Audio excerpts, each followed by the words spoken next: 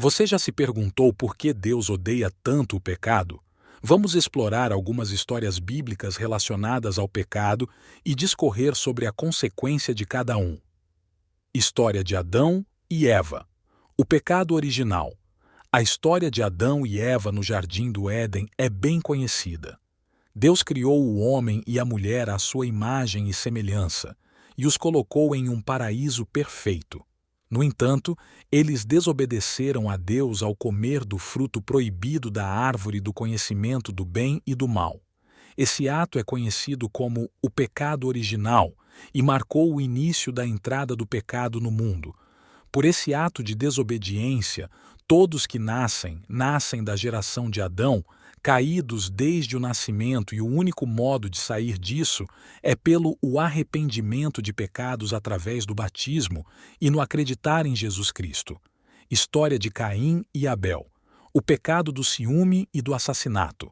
Outra história bastante conhecida é a de Caim e Abel, filhos de Adão e Eva. Caim ficou com ciúmes da aceitação de Deus ao sacrifício de Abel e, em um momento de raiva, cometeu o primeiro assassinato na Bíblia, matando seu próprio irmão, trazendo consequências graves para a sua vida. Não devemos matar ninguém, pois isso pesará na nossa salvação ou condenação. A rebelião de Lúcifer. O pecado da soberba. O pecado da soberba é um dos pecados que quase todos estão sujeitos a cair, seja por falta de análise do que fala, seja por se achar demais e etc. Um exemplo desse pecado é a história da queda de Lúcifer, que se tornou Satanás. Lúcifer era um anjo perfeito, mas sua soberba o levou a querer se igualar a Deus. Essa rebelião resultou em sua expulsão do céu. O pecado de Davi. Adultério e assassinato.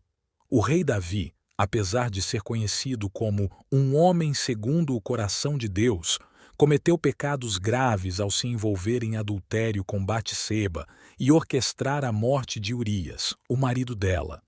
Deus assim julgou Davi segundo o seu pecado, mas Davi reconheceu o seu erro e se humilhou aos pés de Deus por perdão, mas as consequências dos seus atos ele teve que suportar.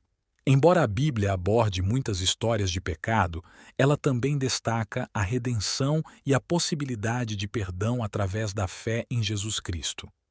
Ele é considerado o sacrifício final que possibilita a reconciliação entre Deus e a humanidade.